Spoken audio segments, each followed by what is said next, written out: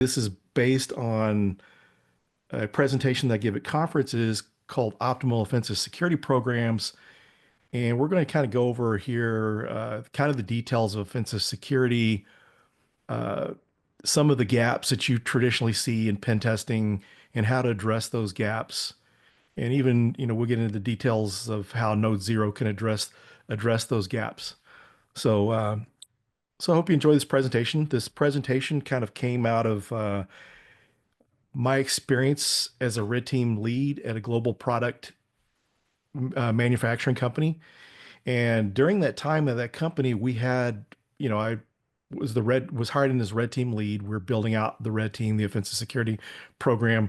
And when I was hired in as red team lead. And people in the organization, sometimes when you work in a certain area, especially when you work in security, you kind of expect people or think people should know certain things, and that's not always the case that they should, but just sometimes we take for granted. And one of the things that I experienced there was that people within an organization, cybersecurity organization, didn't know the difference between vulnerability scanning, vulnerability management, a pen test, and red team operations. And it just kind of really dawned on me earlier this year is that the CISO that actually hired me to run the red team really didn't seem to be on the same page of what a red team is because we were doing a bunch of pen tests. So we're going to kind of get into that. And so, kind of a little bit about my background. I've been in offensive security for over 12 years, cybersecurity for over 20. Before that, I was a sysadmin for 6 years. And one of the things too with my experience is not only have I worked as a consultant, also worked as an internal resource. And so I have kind of idea and vision and experience of what happens from the consultant perspective as well as an internal resource, and have kind of seen some of those different gaps along the way. And so I think this is a unique uh, perception or experience to have that I'm able to share this with folks. So yeah, it's pretty cool to see all the folks we have joining. Someone in Portugal, St. Louis, Statesville, North Carolina, Dallas, Texas, Purchase, New York, Roseville, California, Charlotte, North Carolina, Vermont, Maryland, San Diego. Wow, we've got a lot of good coverage there. As mentioned, international, we got Portugal, got some folks from San Francisco, Pittsburgh, St. Louis, and Victoria, British Columbia. Great to see some friends from Canada joining. Okay, great. It's great to see Lou joining us today. I got to meet Lou at Triangle InfoSec Con recently. Someone from Latvia. Great. Thanks for taking the time. I know it's later in the day for you there, and I hope to make this worth your while. South Africa, great. Panama, Central America, Utah, Pennsylvania. We got a good, nice, uh, diverse audience today, and so we'll go ahead and get into the presentation. So we're going to go over an introduction of offensive security, the types of offensive security approaches, identifying gaps in offensive security programs, strategies for optimizing and overcoming those gaps in offensive security. And so this is a special version of this presentation that we get into more of the Node Zero. Some conferences, you can't give a vendor pitch, so we can't really say anything about Node Zero during those presentations. But today we don't have those restrictions. We're hosting this webinar so we can get into and to discuss those details and how they can help you optimize your offensive security programs. So an introduction to offensive security. So offensive security involves assessing security from a threat actor's perspective to identify exploitable vulnerabilities.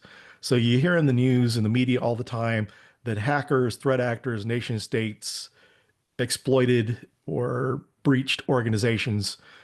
So just doing a vulnerability scan and just risk assessments and those type of things are not enough. You really need to take a threat actor's approach to your security assessments. And so offensive security and vulnerability management is a very important combination. So offensive security is a way to complement your vulnerability management, as a way to provide a way to validate the effectiveness of vulnerability management efforts and ensure that critical vulnerabilities are being prioritized and remediated.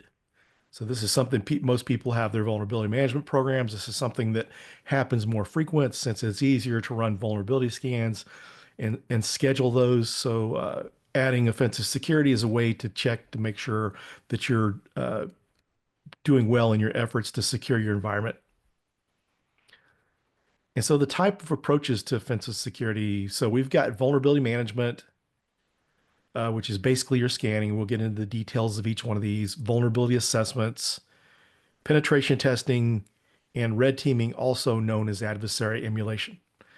And we'll get into the details between the difference of those. And one of the things that's important to note here is even though someone else may be calling red team one thing, if you understand the difference, then if you're hiring a company to do a red team operation or a pen test, you can be on the same page and you're requesting the correct type of assessment that you need, and you're not getting something that you don't need.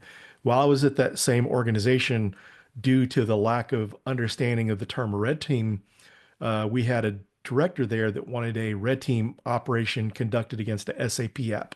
You don't conduct red team assessments against SAP apps. And so this was kind of one of the things that if he understood what he needed, which we had a discussion later on, got on the same page to be able to get the company what it needed, we're able to address that. So we'll get into details of that. And so this will help you be a more informed consumer of offensive security services. If you're managing these teams or working with them, hopefully this will give you something that help make your job easier, especially when it comes to communicating with these different teams. So vulnerability management is the cyclical practice of identifying, classifying, prioritizing, and mitigating vulnerabilities. So vulnerability management is integral to security, whether it's computer security, network security, application security. It must not be confused with vulnerability assessments.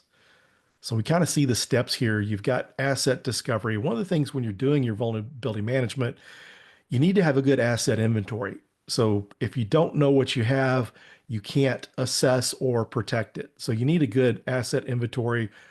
Companies for years have dealt with things like uh, shadow IT, and with shadow IT, people are able to spin up applications, infrastructure, on their own, and security doesn't know about it, IT, so it can't be properly patched or protected. So one of the things you really want to make sure you're doing is adequate asset discovery to make sure everything's being tested. And the next step is your vulnerability scanning. So running your vulnerability scanner, Nessus, uh, any of the Tenable products, Rapid7's Nexpose or Qualys are some of the popular ones that are used. So having those to run your vulnerability scans, and then remediation is an important part of that, including patching. So patching should be part of your vulnerability management program. And then you want to repeat this process. And when we get into some of the gaps, we'll get into some things that you can actually do this more effectively leveraging Node Zero. So vulnerability assessments go beyond vulnerability scanning by validating discovered vulnerabilities and leveraging manual testing. Sometimes with vulnerability assessments, to validate those vulnerabilities, you're using a secondary vulnerability scanner because sometimes one vulnerability scanner may find something that the other one doesn't. I've had pen tests before where I was using Nessus, the client was using Nexpose. I found something that they didn't find, and this doesn't always happen to be the case. Some companies come out with the CVEs sooner than the others. So using multiple vulnerability scanners is kind of a way to validate those vulnerabilities. In a lot of cases, people will use their commercial product and then they'll use something like an open source free vulnerability scanner like OpenVAS by Greenbone. So that way you're able to validate, and then also manual validation and different manual testing types. So a lot of the tools that you would use in a pen test outside of any kind of exploitation, you can use during this testing. So one of the nice things about Metasploit, it's not only a tool for exploitation, for hacking, it's also used to do reconnaissance. You're able to do some vulnerability detection with that. And so that's another one that could be used during that. So one of the things by doing this vulnerability validation, you're able to rule out false positives. If you're doing manual testing and using secondary vulnerability scanners, you're able to rule out false negatives. And false negatives are basically vulnerabilities that were missed because you don't want to miss those. And so this is kind of a level up and a better option than just your vulnerability scanning, your vulnerability management program. Sometimes this is done because there may be uh, environments that are running legacy systems that you want to be sure not to cause outages. This could be like OT and ICS environments, which you have to really be careful in.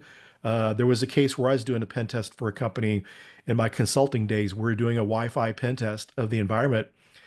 And as I was doing my discovery scans, I noticed that there were medical devices connected to the Wi-Fi in the emergency room and in the operating rooms. So I talked to the CISO and we decided, okay, we're going to do a vulnerability assessment. That way we're not trying to hack anything, to be careful not to break anything in the environment, and then do a security configuration review of the wireless controllers and the wireless access points. So they got really good coverage without the exploitation piece.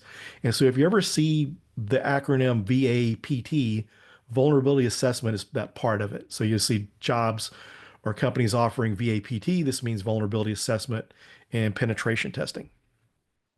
So penetration testing, or pen test for short, assesses systems for exploitable vulnerabilities. And it's not limited to that. During a pen test, we look for all vulnerabilities, but the priority is on exploitable vulnerabilities. Vulnerabilities are validated and then they're exploited. Just like on the vulnerability assessment, we're validating these vulnerabilities. Doing other manual testing to look for any vulnerabilities that may have been missed by the vulnerability scanner. We exploit those, and then we use post-exploitation techniques on the exploited vulnerabilities. And so this is a very important thing to see what's possible if a threat actor gains a foothold in your environment, and a very important part. And so post-exploitation includes lateral movement, going from one system to another at the same level of access, privilege escalation, going beyond the initial access. A lot of cases, it's just a typical user, maybe even a system service account, and elevating privileges to domain admin, enterprise domain admin, or root, depending on the type of system you're in, and also accessing data. This is another post-exploitation technique, and very important because data is our crown jewels. So when we make sure that we're testing for that, sometimes that gets overlooked. And so the different types of pen testing types, just kind of discussion this here. They say the world's not black and white, but when it comes to pen testing, the access level it kind of is, because black box is also referred to as a blind pen test. This is little to no information on the scope of the target, more of a threat actor approach, more of the way a malicious hacker would do things. White box, also known as crystal box or assume breach, is detailed information including the full scope of IP addresses, any domains, subdomains, documentation, accounts, passwords, and sometimes source code when it comes to a application pen test. And with these accounts, you want accounts at different levels so that way you can thoroughly test the application. So this is where the assume breach model kind of came about. And you can do assume breach pen test where you have accounts to environments. So you're actually going in authenticated to try to get to where this is came up is that during pen tests, traditionally, if someone didn't get a foothold to that environment, then basically the pen test report was written up. The pen test report, was written up, and they said, no findings or whatever. And it may have looked good in some cases, but there's things you're missing. So what an assumed breach pen test does is that it will actually, let's see.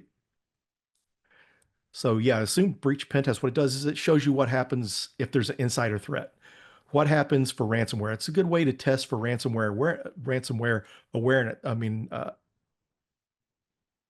of a ransomware type of assessment. So what you're doing is, what happens if someone sends ransomware malware, you click on it, they're able to gain access at that particular level, and then they try to elevate privileges and gain access to data. So this is a good way to test for ransomware readiness. So this is something that's important there. Sometimes there's insider threats. There's implants from nation states within organizations to steal intellectual property, disgruntled employees. Sometimes there's passwords leaked during breaches, and it could be totally outside of your company. This could be someone's social media accounts. They're reusing passwords. So be able to test this way is a good way to thoroughly test your environment. And then black box approach. Some of the people that are more purist or hardcore hackers think that that's the only way to test, and it's cheating to do the assume breach or white box, but it's truly not. A box approach allows you to test more thoroughly. So you really, in most cases, it's good to use a combination. See if you can get a foothold through a black box approach, and then you use something like an assume breach. And traditionally, as mentioned before, this was traditionally more for application pen testing, but just kind of a way to get more out of your assessments and not just be done if you can't get a foothold using the black box approach. And so red teaming, this is one that's constantly confused with pen testing. So red teaming is the process of using tactics, techniques, and procedures to emulate real-world threat actors with the goals of training and measuring the effectiveness of people, process, technology used to defend the environment, also known as adversary emulation. So with a pen test, you're looking for all the vulnerabilities that are exploitable and exploit them and attempt post exploitation. With the red team exercise, you're trying to do something that would emulate a breach. So with a pen test, you're notifying everyone this is going on. With red teaming, you have a control group, and this is like the CISO and some other people in management.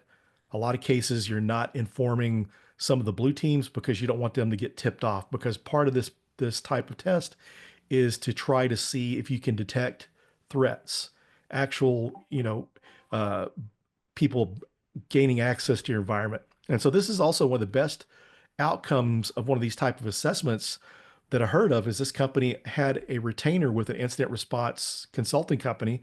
So if anything ever happened, they would call in this company to investigate the breach.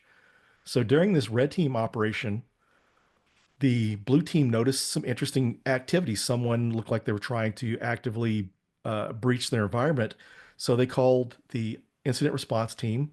They came in, was investigating, and then they informed the CISO that we have an active breach going on, and we just want to let you know the consulting company's here investigating the breach. And so the CISO said, "Yeah, this was a known test, but one of the things is it was good. It was a good on them. They were able to detect the breach, the malicious activity." So you hear of disaster recovery program, disaster recovery planning exercise where you're testing your disaster recovery plans, your business continuity plans. But red teaming is a way to test your incident response plan so you're able to go through, see if it's being detected, because it's not only about the technology, it's also about the people and the processes. I've seen companies that had all the best tools there were, but things weren't tuned properly, and malicious activity could go on in that environment, go undetected. So I was doing a pen test for that organization, more of a red team operation. And on the last day, we kind of had to be more noisy in our activity because we had to get the test done. I was running vulnerability scans. I was running responder. I was able to get password hashes, crack the password hashes, create a user account on one of the systems I exploited. And this wasn't detected until 12 hours later. So unless you have your endpoints really tuned to pick up these malicious activities, then sometimes you're missing. So that's one of the things that you can accomplish through red teaming, also purple teaming, and also Node Zero helps with this as well. So this is the slide that I created for that organization that I worked for. And you can kind of see here that we have vulnerability management. So we have asset discovery and inventory and vulnerability scanning. So this is not an actual assessment, but it's an important piece of vulnerability management programs. It is vulnerability management. And so with the vulnerability assessment, you see we're doing reconnaissance, vulnerability scanning, manual testing, and validation. We don't do any hacking here, but if you want to take this a step further with your vulnerability assessment, you can actually look up any of the findings and see if those vulnerabilities are exploitable and list those in the report. With a penetration test, we're taking the next step. We're not only doing the reconnaissance, our vulnerability scanning and validation and exploitation, we're also doing post exploitation.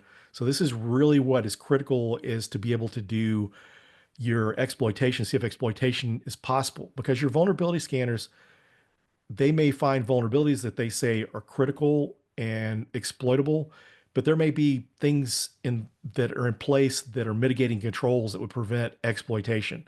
So penetration testing tests this to make sure that it's truly vulnerable and exploitable. And this really shows you where to prioritize your remediation. And so red teaming, also known as adversary emulation, so you're doing your reconnaissance, you're trying to go undetected here. With pen testing, you're not. You're doing your vulnerability discovery, you're using different techniques that are harder to discover. You're really relying heavily on social engineering, using malware to gain a foothold in that environment, and even physical pen testing, and then also post exploitation. And so identifying the gaps in offensive security programs. So kind of an offensive security history lesson. So pen tests used to be less restrictive in scope, and full scope pen tests were the norm, meaning things weren't left out like social engineering and different types of tools, physical pen testing. And so PCI, compliance related pen testing came along, and it's limited the scope because they were only focusing on the card data environments. Uh, they were having to use the budgets towards PCI pen testing, and so left out some of these testing methods. So less full scope pen test, less social engineering, just focusing on spending the budget on what was needed to be compliant. So the kind of the checkbox pen testing type was or style was born then. So a lot of things got overlooked. And you can have your PC, you can be PCI compliant, but if you're not testing the rest of your environments and paying attention to those, that's other opportunities for other sensitive data. You could have healthcare, intellectual property, different private information that's critical that doesn't need to be lost. You're open to ransomware possibly. So by testing this way with the more restrictive scope and testing less environments, this opened people up to more risks. But the one thing that was a positive of compliance pen testing, it brought about the need for pen testing because prior to a lot of these different compliance needs, companies weren't performing pen tests. So it did bring it to the attention of organizations. It became more well known. One of the things that I witnessed going to different cybersecurity conferences and meetups, when I first started in offensive security, there were maybe two or three other pen testers in the crowd. But then now I go to organizations, meetups, and different conferences and stuff, and it's a lot more common. The field has really grown. So some of the other limitations are assessment frequency. Pen test or security posture, a snapshot, commonly referred to as a time box test. So this is a snapshot of your security posture. This is a time box test. So they're very limited on the time. And time between tests are opportunities for threat actors. And a story I like to share here from my consulting years, I was performing a pen test for a company as a consultant. They'd paid for a 90-day retest. So 90 days later, I come back, I'm doing my steps. As I mentioned earlier on the pen test, I was doing my vulnerability scanning, and they did a great job. They remediated their vulnerabilities that were critical, high, and medium. The only thing left were the vulnerabilities that were originally low criticality. But in that 90 days, someone figured out how to create an exploit for that low criticality vulnerability. So if they hadn't had that retest done in 90 days, it would have been a year before that company was tested again. And this was an external pen test. So this would have left them vulnerable for a year. So this is one of the reasons you want to make sure that you're doing frequent pen tests.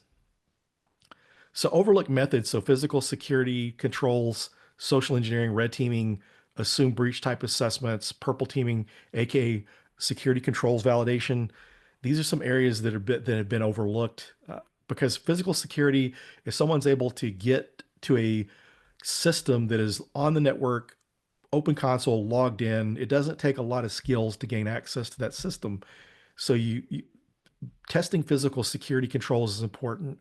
Social engineering is social engineering is widely used by threat actors and used in ransomware attacks. So this is one of the things that gets missed out on too. And one of the things that happens with these phishing emails, there are a lot of great programs out there that you can send out phishing emails, and this really tests your security awareness. Make sure it tests that your security awareness programs are working properly. People understand what phishing emails look like. But the weakness is the fact that if you're sent a real phishing email, then it's not really, you haven't tested to see what happens if you click on a real phishing email.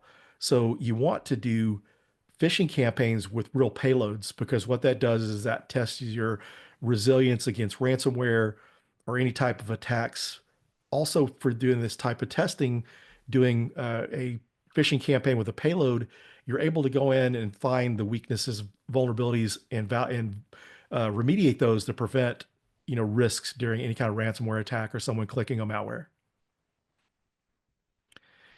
And so overlooked environments, so wireless networks, cloud, IoT devices get overlooked a lot. People move to the cloud because they thought cloud would be more secure. And also, the thing with cloud, you still need to make sure it's secure, but also you have hybrid environments where people have both cloud and on-prem. And if you're in an Azure environment, that could be leveraged to gain access to your internal Microsoft network. And then IoT devices, including cameras, because one of the things is someone gains access to a camera, they can see sensitive data through that. They could possibly see, some intellectual property, just different sensitive information that you want to protect against that. And sometimes threat actors will use this as a way to get in your network. So you want to make sure you're testing your IoT devices, uh, even to the wireless. There's other wireless protocols that IoT devices and ICS and devices use that are other types of wireless networking that you need to make sure is secure and assess. So strategies for optimizing and overcoming gaps in offensive security. So some of the gaps, one of the big ones here, if you don't take anything else away from this, the frequency. So increasing your pen test frequency will help tremendously. Some companies are testing once, maybe twice, some of them maybe even quarterly. But implementing autonomous pen testing with Node Zero is a way to improve the scalability and frequency. We've have customers that were pen testing once a year, and their pen testing is frequent as 30 or 40 times a month. And so this is kind of a way to improve upon your traditional vulnerability management where you're running a vulnerability scanner and patching. You're able to find things that are critical that really have an impact and focus on those things that need to be remediated. So you're able to test as frequently as you want. And I recommend testing frequently because one of the things you've seen come about due to this is your pen test as a service offerings out there and also your continuous pen testing. So you're able to bring this in house and do this yourself. And on top of using it as a company internally, there's a lot of consulting companies that use our product as well. So that kind of gives you an idea of the quality. And then also implement bug bounties and responsible disclosure programs for your web application and mobile applications and APIs. So this is something that you can run to make sure that your applications are secure. Overlook methods. So implement the following. So social engineering, including phishing campaigns. We have a phishing feature in Node Zero. You can take that JavaScript and input it into your phishing campaign software that you're using, and then you're able to add some payloads to that. So you're able to get more value out of your social engineering and also able to implement some ransomware readiness in your program. And so physical security controls assessments, red team operations, aka adversary emulations, purple teaming, and security controls. So you can do some of the security controls validation running Node Zero from different, you can run it from like a client laptop. These are some things that you shouldn't be running in that environment, and you should be able to detect that. So that's ways to do that. Another great thing about Node Zero is it can be used for segmentation testing. So if you're working towards a zero trust network or you have a PCI environment, you're able to go through and test the network segmentation and make sure everything is securely segmented. And so overlooked environments, so wireless, cloud, IoT devices. So one of the things that's critical about wireless is someone can use a high-powered network antenna and be like a mile, half mile down the road and hack your organization. So we'll make sure you're testing the wireless networks and cloud. And one of the things that we test for cloud within Node Zero, so you're able to do your cloud pen testing, external pen testing, as well as internal pen test using a single product. And then IoT devices, including cameras, make sure that you're not using default credentials in those type of environments. And so that concludes the presentation. So if you want to check us out, we have a free uh, trial that you can try out, and we're able to help you find, fix, and verify your attack surface. You're able to do this on demand. The beauty of one of the many great features of Node Zero is it's easier to install than a vulnerability scanner and easier to learn how to use. Doing something, installing something like Nessus takes a while to install. This we use a Docker container or a VM, and you're able to install it. We don't require that you have a Dropbox or laptop sent to your environment like some other competing products require. And whenever you have to have a system sent out or Dropbox, if you've got a NAC in your environment, you got to make sure that it's that system can gain access to the network. So by uh, installing this on an existing system in your network, it makes it easier to access all the environment that you need to test. And like I said, it's really easy to use. And check out our option for a free trial, which you can find at portal.horizonai.com. And if you have any questions after this, info@horizon3.ai. And please connect with us on LinkedIn, Twitter, and also you can find our Horizon 3 AI website, which we have a lot of good white papers and information on how to use the product. Before I joined Node Zero, I didn't think it was possible to automate pen testing as much as we do. I didn't think that was possible. When I worked for a bank, we had a Python wrapper script that used a bunch of different open source tools. It would run our Nmap scans, upload it to Nessus, run the vulnerability scan, but notoriously something would happen. There'd be a network timeout and it wouldn't work, and we'd have to go back and do it manually. So this is something that you're able to put in the hands of someone with basic computer skills and run this successfully, test as often as you want to. And this is something that's good. If you do require having a consulting company performing pen test, this is something good to do in between. This is a good way to elevate your vulnerability management program as well as your pen testing. And this is like, in my opinion, the next evolution of pen testing and vulnerability management. I predict within 5 years, everyone will be using Node Zero, something like Node Zero, because within organizations, when I worked at the large bank, we had 13 people on our pen test team, and we only got through half of our PCI pen testing each year.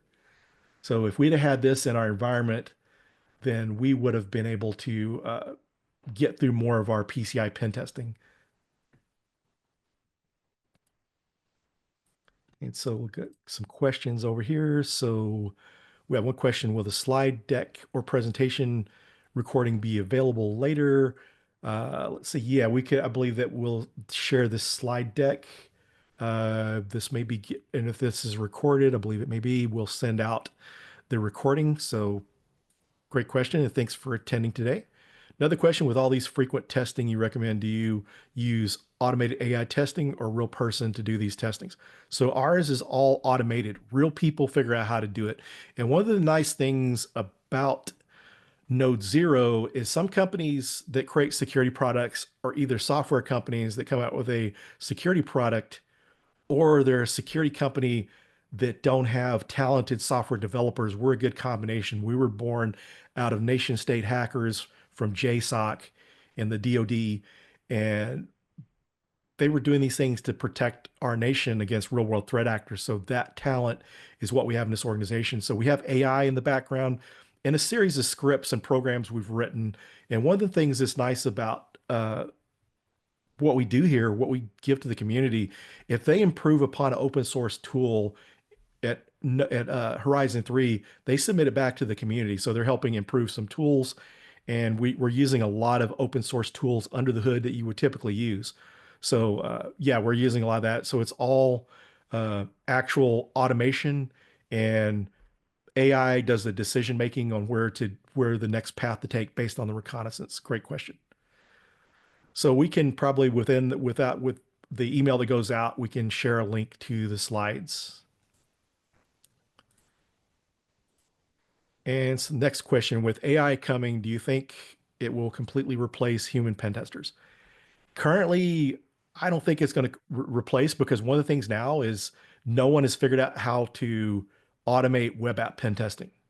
So this is something that still is required. As Snehal, our CEO and co-founder, says that Node Zero helps your pen testers do things that are more interesting, that puts them on the stage at DEF CON. So you're able to focus on things that are more creative. One of my favorite quotes from the past year was, you won't be replaced by AI, you'll be replaced by someone that uses AI. So we're a tool that helps automate that and helps you do better. We're able to help you scale. Back to the comments about when I worked at the bank, if we'd had this tool, we could have tested our environment multiple times. We were neglecting web app pen testing because we didn't have the time to do it or the budget. So different critical areas that you're missing out on, using something like Node Zero give you more time to concentrate on those areas. Those are some really, really great questions.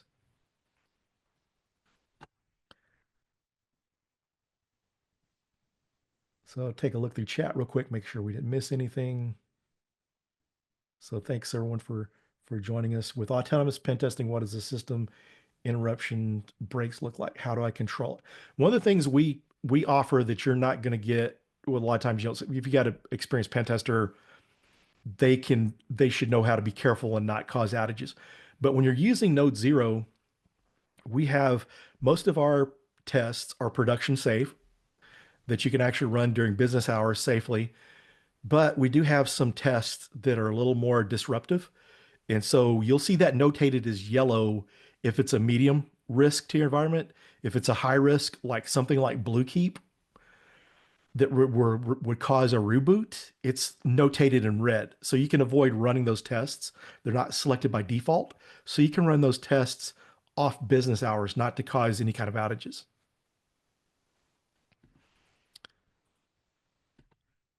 Okay, so I think that wraps up any questions we had, but thanks for the kind comments. Thanks everyone for joining, and please uh check us out, because you would be amazed at how much this can help you improve your security posture. Because we you see like another good example of showing the value with this product is, we've had customers that are using well-known popular MDRs and vulnerability scanners, and it showed that one of these vulnerabilities that was exploitable was remediated, but Node Zero was still able to exploit it. So yeah, if you for anyone for pricing, you can reach out to info at horizon3.ai. One of the things I kind of see, just kind of a rough guesstimate, for the price of like a pen test or a couple pen tests, you're able to pen test continuously year round. So thanks, everyone. And just as Al had mentioned in the chat, the recording will be shared by the end of the week. We can include those slides too. So thank you for joining us, and be on the lookout for future Horizon 3 webinars, and catch us at a conference near you. We're going to be at the New York Cybersecurity Summit in New York City and on Times Square this Friday. So if you're in the area, stop by and check us out. I'll be presenting there, and as well as we'll have a booth there. And if you want an in-person uh, presentation or a demo of the product, we've got one of our best SEs, sales engineers, that will be there, that knows this product like the back of his hand. So thanks everyone for joining, and I hope you enjoy the rest of your day.